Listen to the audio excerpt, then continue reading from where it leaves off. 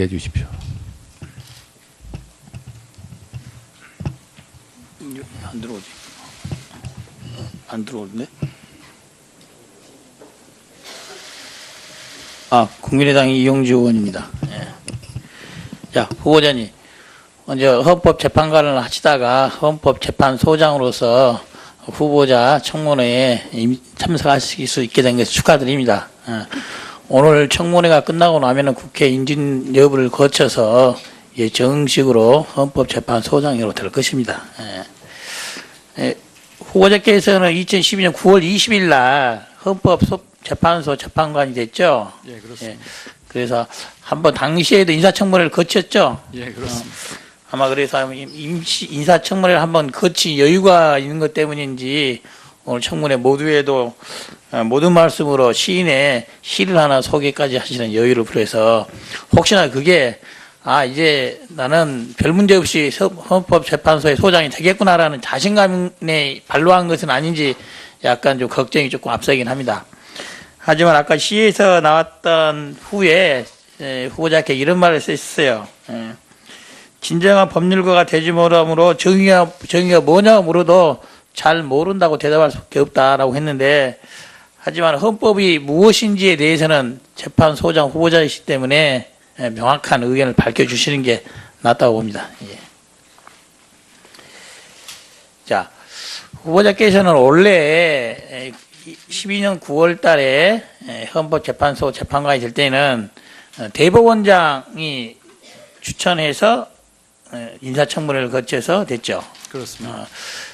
우리나라 헌법은 헌법재판소를 구성하는 데 있어서 대통령, 그리고 국회, 그리고 대법원장 이 3권의 분립의 정신을 통해서 구성을 하도록 하고 있습니다. 그러한 조치가 뭐 적절하다고 생각하시죠? 그렇습니다. 예. 그런데 이번 후보자의 경우처럼 국회나 혹은 대법원장이 추천한 사람 중에서 대통령이 다시금 소장을 임명했을 경우에 소위 3대 3대 3의 균형을 이루라는 헌법의 기본 정신과 어긋나는 것이 아니냐, 그런 잘못된 대통령의 인사권 행사다라는 지적들이 있습니다. 거기에 대해서는 어떤 생각을 갖고 계십니까? 먼저 우선 제 청문회에 대해서 말씀해 주신 데 대해서 감사드리고요. 저번 청문회에서도 제가 똑같이 제가 제일 좋아하는 김종삼 시인의 시를 하나 말씀드렸었습니다. 그리고 지금 말씀하신 부분은 그러니까 3명씩 이렇게 입법, 사법, 행정에서 이제 지명을 하게 돼 있고요. 이제 그것을 대통령이 그 중에 어떤 사람, 특히 이제 저같이 대법원장 지명 케이스에 대해서 하면 대통령이 4명을 하는 것 아니냐, 이제 그런 그 지적이 있고 언론 보도도 있었습니다. 그런데 그 헌법에 보면 재판관 중에서 그 소장을 임명한다고 되어 있습니다. 그러면 거기에 재판관은 대통령이 임명한 재판관뿐만 아니고 나머지 국회에서 선출된 그 재판관, 또 대법원장이 지명한 재판관 모두 다 포함되는 개념이지 단지 대통령만 된다고 볼 수는 없을 것 같습니다. 그래서 대통령이 그 대법원장이 지명한 저 같은 사람을 지명을 한다 할지라도 그것이 대통령이 대법원장의 임명권을 가져가는 뭐 그런 것은 아니라고 생각을 합니다. 그렇습니다. 그러면은 아마 이번 인사가 있기 전이지만은 법사위에 이런 법률안이 올라와 있습니다. 예를 들어 대통령이 소장을 임명하는 경우에 국회 추천이라든지 대법원장 추천이나 목세 추천할 경우에 그 후임자를 다시 선정해야 될 때는 대통령 몫이 아닌 국회가 다시 선출해야 된다. 그러한 취지의 법률안이 올라와 있는 게 있습니다. 그런 취지는 이러한 상태가 정상적이지 않기 때문에 3대 3대 3의 균형을 다시금 맞춰야 된다라는 취지를 살린 법률안입니다. 그런 법률안에 대해서는 어떻게 생각하세요? 제가 제출된 법률안에 대해서 의견을 밝히는 것이 적절하지는 않은 것 같습니다만, 아까 말씀드린 것처럼 제가 그 3대 3대 3이라는 것은 헌법에 규정된 것이고 대통령이 그 중에 어느 재판관이라도 지명할 수 있는 것이기 때문에 그러한 헌법 정신을 고려해서 그 법률안을 국회에서 다뤄주셔야 되지 않나 생각을 합니다. 예, 알겠습니다. 그건 추가 질문 때 물어보겠습니다. 이번에 요즘 현안이 되고 있는 걸 하나 여쭤보도록 하겠습니다. 특히 문재인 대통령은 대통령 후보 시절부터 행정수도 이전 공약을 냈었습니다. 이제 후보자께도 아시겠지만은 이전에 서울이 수도이냐 여부냐를 두고 수도 이전을 두고 헌법재판소에 사건이 있었던 적이 있죠. 그렇습니다. 그렇다고 한다면은 이번의 경우에도 내년에 있기로 예정되어 있는 개헌을 통해서 행정수도라는 것이 명확한 헌법적 근거를 갖지 않는 상태에서 행정수도를 법률로 만들거나 아니면 그와 같은 동일한 기능을 하는 행정수도 이전 이와 같은 일을 하는 게 가능할까요? 그러니까 지금 말씀하시는 것은 이제 헌법이 아닌 법률로 행정수도를 정하는 것이 가능하느냐는 그런 질문이시죠. 그런 취지까지 포함해서 말하는 겁니다. 예. 그러니까 우선 그러니까 개헌을 해서 행정수도를 헌법에다가 어디다라고 정한다면 그것은 충분히 가능하다고 생각을 합니다. 왜냐하면 저번 헌재 결정은 이제 그런 규정이 헌법에 없는데 관습헌법으로 그것을 인정할 수가 있다라는 것인데 그 관습헌법은 이 헌법에 명시함으로써 그것을 충분히 개정하거나 바꿀 수가 있는 것입니다. 그래서 그건 충분히 가능하다고 생각이 되고요. 그다음에 법률로 다시 그런 것을 정한다면 그 종전의 선례에 비추어서 저희들이 새로 판단해야 할 몫이 아닌가 생각이 됩니다. 또 추가로 나중에 물어보겠지만은 수도와 행정수도를 구별해서 행정수도라는 명칭을 써서 수도와 행정수도를 분리하는 그런 것이 가능한지도 이렇게 답변해 주십시오. 네, 수고하셨습니다. 다음은 자유한국당의 송희경 의원님 질의해 주십시오. 네, 자유한국당 비례대표 송희경입니다. 오늘 인사청문회는 우리 헌법재판소가 중요하죠. 국민의 억울한 눈물을 닦아주는 국민의 기본권을 지키는 최후의 보루인 헌법재판소의 소장이 갖추어야 될 덕목인데요. 아까 우리 후보자께서 인사 말씀에서 보수와 진보의 분류에 매몰되지 않겠다라고 모두 말씀 주셨습니다. 굉장히 소중한 말씀을 주셨고 또 그런 취지에 따라서 국민을 한쪽 문만 열고 보는 그렇게 보지 않는 그런 중립성과 소신을 가지고 가야 되는 헌법재판소의 소장 후보자로 되신 것 우선 축하드립니다. 나라의 어른으로서의 어떤 중립과 소신을 가져야 될지 굉장히 중요한 자리인 것 같습니다. 화면을 잠깐 보시면요. 저는 컴퓨터공학 출신이라 법을 잘 모르지만 찾아보니까 DK상이라고 있던데 후보자님이 잘 아실 것 같습니다. 근데 저기서 이제 한쪽 손에는 저울을 들고 한쪽 손에는 칼을 들고 또 두 눈은 가린 걸로 나와 있어요. 그 두 눈을 가린 거는 상대가 누구인지에 굴복하지 않고 또 권력의 시녀가 되지 않고 또 대법원의 이중대라는 최근의 비아냥을 듣지 않는 소신이 필요하지 않은가. 저는 그렇게 해석했습니다. 근데 우리나라의 대법원 앞에도 저 DK상이 있다는데 맞습니까? 대법원은 보셨습니까? 예, 제가 뭐 대법원에서도 근무했기 때문에 네네네. 봤는데요. 대법원에 있는 건 DK상이 아니라 이제 네, 뭐 비슷하게는 생겼습니다만 한국 맞습니다. 한국적인 예. 것으로 변형된 것입니다. 지금 저기 보시는 그 상을 말씀하시는 건데 네네. 저 동상은 눈을 가리지 않았더라고요. 예. 그래서 저는 우리에게 주는 약간의 균형적인 눈을 뜨라고 저는 생각합니다. 민의를 바라봐야 되는 눈도 떠야 되겠지만 육신의 눈을 감고 양심의 눈을 떠라. 이것이 우리가 이 인사청문회를 하는 아주 중요한 그런 이유인데 사실은 저희가 그동안 인사청문회를 하면서 이 정부가 적폐라고 했던 여러 가지 항목에 다 포함되시는 분들이 청문회를 통과하지 못하셨지만 임명이 되셨어요. 여러 가지 의문점이 남는 그런 인사청문회라는 걸 말씀을 드리고 추후에 자료 문제나 이런 걸 조금 더 짚도록 하겠습니다. 우선 여러 가지를 좀 여쭙고 싶은데 안보관에 대해서 좀 여쭙고 싶어요. 안보에는 여야가 따로 없고 또 진보나 보수도 따로 없다고 생각하시는데 동의하십니까? 물론입니다. 네. 근데 지금 현재 한반도의 안보 상황이 굉장히 어렵다. 그리고 뭐 자유민주주의를 지키는 우리의 헌법에 근간한다면 굉장히 이념적으로 대치되어 있기 때문에 북한을 주적으로 봐야 된다. 동의하십니까? 북한은 두 가지 측면을 가지고 있다고 생각을 합니다. 죄송한데 단답형으로 주시고 제가 답변할 시간을 드리겠습니다. 네. 그렇게 질문하시면 그렇게 보고 있습니다. 네.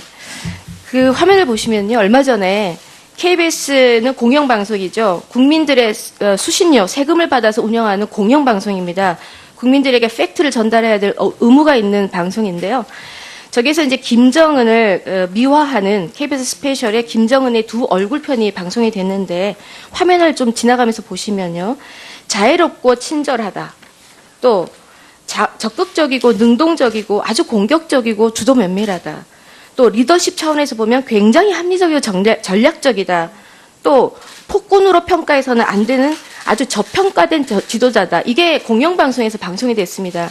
혹시 보신 적 있습니까? 보지 못했습니다. 이 방송을 공영방송에서 하고 있는데 이 방송이 잘 된 건가요? 글쎄요, 의도는 제가 물어봤습니다. 공영방송 측에다 물어봤더니 우리의 적에 대해서 면밀히 알아야 되기 때문에 방송했다라고 하더라고요. 그 목적에 대해서는 동의하십니까? 적을 잘 알아야 된다라는. 적을 잘 알아야 된다는 건 뭐 옛날 손자병법에도 나와 예. 있는. 그런데 저런 방송을 했을 때 왜곡이 일어나지 않을까요? 뭐 그럴 가능성이 있다고 봅니다. 근데 제가 뭐 내용은 잘 모르지만 저기서 말씀하신 분들도 역시 그 표현의 자유를 가지고 있기 때문에 네. 근데 표현의 자유를 가지고 지금 우리나라는 세계 어디에도 없는 이념적으로 대치된 상황이기 때문에 이런 그 공영방송 이런 방송은 굉장히 부적절했다라고 저는 생각합니다. 이런 부분에 대해서 소신적인 발언을 하시지 못한다는 것은 굉장히 힘들 수 있다라고 생각되고요. 두 번째로 좀 질문을 드리고 싶은 거는 국가보안법이나 이런 거에 대해서 폐지를 해야 된다 이런 말씀들을 또 많이 하고 계십니다. 그리고 소수 의견도 내신 것도 제가 읽어봤거든요. 근데 최근에 우리 국가 안보에 있어서 얼마 전에 그 북한 해커로 축정되는데 A4지로 15,000장의 자료가 유출됐습니다. 성동격설하고 오프라인으로는 북한 핵이 미사일 발사 실험을 하고 있고 온라인으로는 우리의 모든 국방 자료들을 많이 해킹해서 유출해 나가고 있습니다. 이런 부분은 국가의 제1책무가 국민의 안전과 생명을 보장해야 되는 건데 그게 국가안보보안법에 들어가 있지 않습니까? 제1조가. 이런 국가보안법에 대해서는 폐지로 가야 되는지 강화해서 가야 되는지 어떤 의견이 있으십니까? 지금. 그 부분은 국가보안법은 말씀하신 것처럼 국가의 안전보장을 최우선으로 해서 제정된 법입니다. 이제 그것이 그동안 여러 가지 그 안에 좀 독소 조항들도 있고 해서 그것들이 오남용돼 온 적이 많습니다. 그래서 제가 소수 의견에서 이적 표현물 그 취득 소지에 관해서는 제가 위헌 의견을 밝힌 적이 있는데요. 네. 그런 것 말고 그 국가보안법 전체적으로 볼 때에는 그걸 폐지를 하기보다는 그 중에 제가 말씀드린 그런 잘못된다고 보여지는 조항들을 제외하고 나머지들을 적절하게 운용해 나가고 남용을 방지하는 그런 방향으로 해야 되고 네. 문제가 있는 것은 개정하는 것이 타당하지 폐지까지는 하지 네, 분명히 않아요. 말씀 주시는 거는 네. 국가보안법이 폐지돼서는 안 되고 그 부분에 어떠한 부분이 국민의 기본권을 오용하거나 남용되는 게 있다면 그 부분에 대한 수정은 하시겠다 이렇게 제가 이해해도 되겠습니까? 그렇습니다. 예. 여유를 부여해서 혹시나 그게 이제 나는 별 문제 없이 헌법재판소의 소장이 되겠구나라는 자신감에 반로한 것은 아닌지 약간 좀 걱정이 조금 앞서긴 합니다. 하지만 아까 시에서 나왔던 후에 후보자께 이런 말을 쓰셨어요. 진정한 법률가가 되지 못하므로 정의가 뭐냐고 물어도 잘 모른다고 대답할 수밖에 없다라고 했는데, 하지만 헌법이 무엇인지에 대해서는 재판소장 후보자이기 때문에 명확한 의견을 밝혀주시는 게 낫다고 봅니다. 예. 자, 후보자께서는 원래 12년 9월 달에 헌법재판소 재판관이 될 때는 대법원장이 추천해서 인사청문회를 거쳐서 됐죠. 그렇습니다. 우리나라 헌법은 헌법재판소를 구성하는 데 있어서 대통령 그 대법원장이 지명한 저 같은 사람을 지명을 한다 할지라도 그것이 대통령이 대법원장의 임명권을 가져가는 뭐 그런 것은 아니라고 생각을 합니다. 그렇습니다. 그러면은 아마 이번 인사가 있기 전이지만은 법사위에 이런 법률안이 올라와 있습니다. 예를 들어 대통령이 소장을 임명하는 경우에 국회 추천이라든지 대법원장 추천이나 목세 추천할 경우에 그 후임자를 다시 선정해야 될 때는 대통령 몫이 아닌 국회가 다시 선출해야 된다. 그러한 취지의 법률안이 올라와 있는 게 있습니다. 그런 취지는 이러한 상태가 정상적이지 않기 때문에 3대 3대 3의 균형을 다시금 맞춰야 된다라는 취지를 살린 법률안입니다. 그런 법률안에 대해서는 어떻게 생각하세요? 대통령, 그리고 국회, 그리고 대법원장 이 3건의 분립의 정신을 통해서 구성을 하도록 하고 있습니다.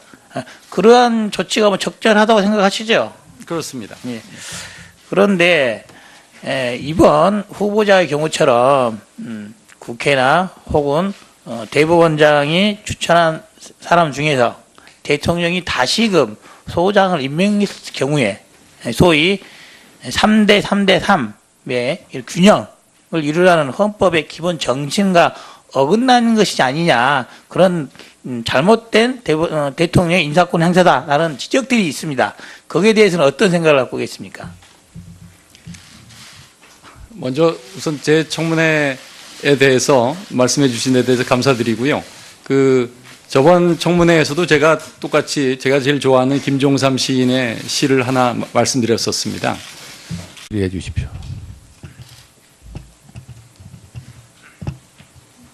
안 들어오지? 안 들어오는데?